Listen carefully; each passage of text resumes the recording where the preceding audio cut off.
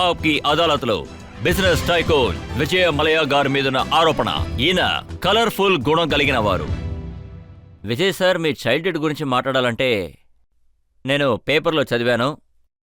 అందులో చూసావంటే మీరు పెద్ద ధనవంతుల spoil son of a rich father.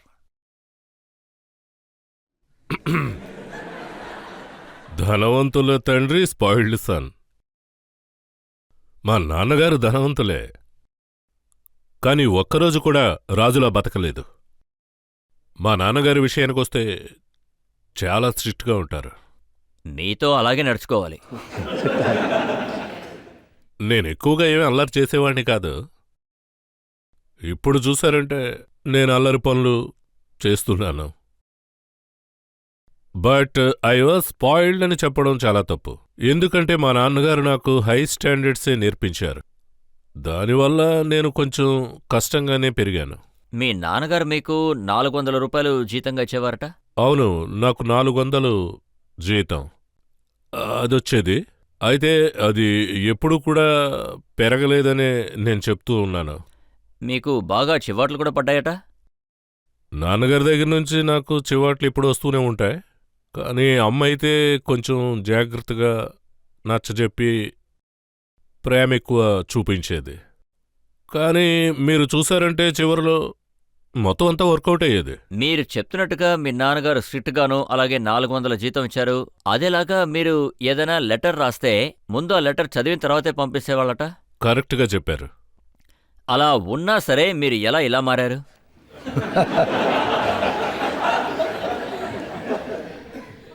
నాన్నగారైతే నన్ను ముందు ఆదిత్య బిహారీకి పంపించారు, తరువాత షాజహాపూర్ ఉత్తరప్రదేశ్కు పంపించారు. నేను ఆయన్ని బండి కావాలని అడిగా, కుదరదు అని చెప్పేశారు. అప్పుడు నాకొక సైకిల్ మాత్రం ఇచ్చారు. సో అప్పుడే నేను తెలివిగా ఉన్నాను కాస్త. కానీ నా ఇన్వెస్టిగేషన్లో ఏం తెలియదంటే మీరు మీ అబ్బాయితో అంత స్ట్రిక్ట్గా ఏమీ లేరు అని. లేదు లేదు, నేను చాలా స్ట్రిక్ట్గానే ఉన్నాను. అదీ కాకుండా ఈ కాలంలో అయితే 18 సంవత్సరాల కుర్రాడు వాడిని రూమ్లో పెట్టి కొట్టడం కుదరదు. అయితే వాడిని నేను బోర్డింగ్ స్కూల్లో చేర్పించా. ఇప్పుడు కాలేజీకి వెళ్తున్నాడు, మళ్ళీ బోర్డింగ్ స్కూల్కి వెళ్తున్నాడు. సో బోర్డింగ్ స్కూల్లో ఇన్బిల్ట్గా డిసిప్లిన్ ఉంటుంది. వాడు అక్కడ నుంచి లీవ్స్కి వచ్చినప్పుడు ఇక్కడ పార్టీస్ చేసుకునేవాడు. ఈ వయసులో కాకపోతే ఇంకెప్పుడు చేసుకుంటారు? కానీ మీ నాన్నగారు మీకు 25 ఏళ్ళు వచ్చేంత వరకు మీకు సైకిల్ కూడా ఇవ్వలేదు. కానీ మీరు మీ అబ్బాయికి 18వ ఏటే ఎయిర్క్రాఫ్ట్ని గిఫ్ట్గా ఇచ్చేశారు.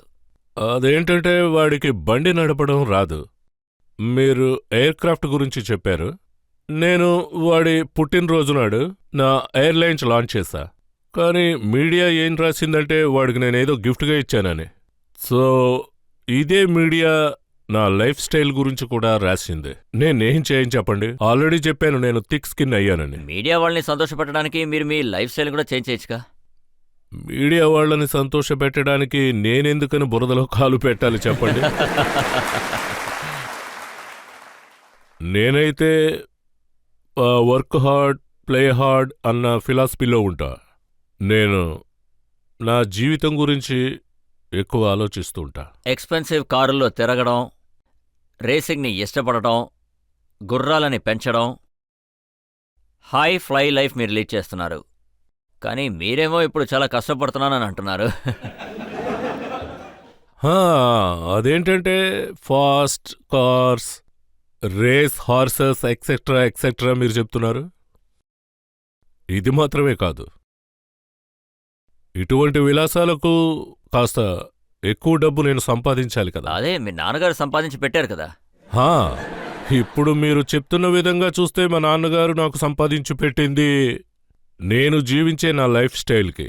ఆయన వదిలి వెళ్ళింది ఎప్పుడో ఖాళీ అయి ఉండేది. కానీ ఇప్పుడు జరుగుతున్నది నేనెంతో కష్టపడి సంపాదించిన ధనమే. దాన్నే నేను ఎంజాయ్ చేస్తున్నాను. ఈ విషయం నిజమో కాదో చెప్పండి. మీ నాన్నగారు చనిపోయిన తర్వాత బిజినెస్ మొత్తం మీకు అప్పగించారు. చిన్నప్పుడే మీరు చైర్మన్ అయ్యారు. అప్పుడు అందరూ కూడా ఈ పిల్లాడు కంపెనీని నాశనం చేయకుండా వదిలిపెట్టడు అని అన్నారు. చాలా కరెక్ట్గా చెప్పారు. మీరు కరెక్ట్గానే చెప్పారు. కానీ అప్పుడు యూపీఏ షేర్ విలువ చూస్తే 19 ఉంది, ఇప్పుడు 500. సో అదే కారణం కావచ్చు. నాకు ఆశ్చర్యం ఏంటంటే మీరు ఇవన్నీ అసలు ఎలా చేయగలుగుతున్నారు? మీరు పని చేయడం ఎవరు చూడలేదు, అందరూ మీరు పార్టీలో ఉండడమే చూశారు. నేను రికార్డ్ చూశాను, మీరు ఒక్క సంవత్సరంలో ముంబై నుంచి శాన్ ఫ్రాన్సిస్కోకి 36 టైమ్స్ ట్రావెల్ చేశారు. అవును, ఇది నిజమే.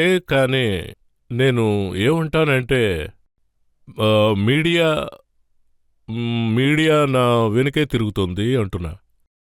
ఇక్కడ విషయం ఏంటంటే నా ఆఫీస్ పక్కకే మీడియా వాళ్ళు రారు. అందువల్ల అందరి కళ్లకు నేను పార్టీలు చేసుకునే వాళ్ళకే కనబడతాను. నేనైతే మీడియా వాళ్ళకి ఇన్విటేషన్ కూడా ఇచ్చాను. ఒకసారి ఆఫీస్కి వచ్చి చూస్తే నేనక్కడ ఎంత పని చేస్తానో మీకే తెలుస్తుంది. మీడియాలో నేను ఒక కాంట్రవర్సీ చూశాను. మీరు కింగ్ఫిషర్ క్యాలెండర్ తీసినప్పుడు చాలా పెద్ద మోడల్స్ అందరినీ కూడా మీరు స్విమ్ సూట్లో చూపించారు. అవును, స్విమ్ సూట్ కూడా ఒక డ్రెస్సే కదా. ఎవరైనా బీచ్కి వెళితే అక్కడ చుడీదార్ వేసుకొని ఉంటారా ఏంటి? కానీ మీరు తీసుకెళ్లేదే ఆ సముద్రానికే కదా. అలా చూస్తే ఈ దేశంలో చూశారంటే 3 వైపులా సముద్రమే కదా ఉంది.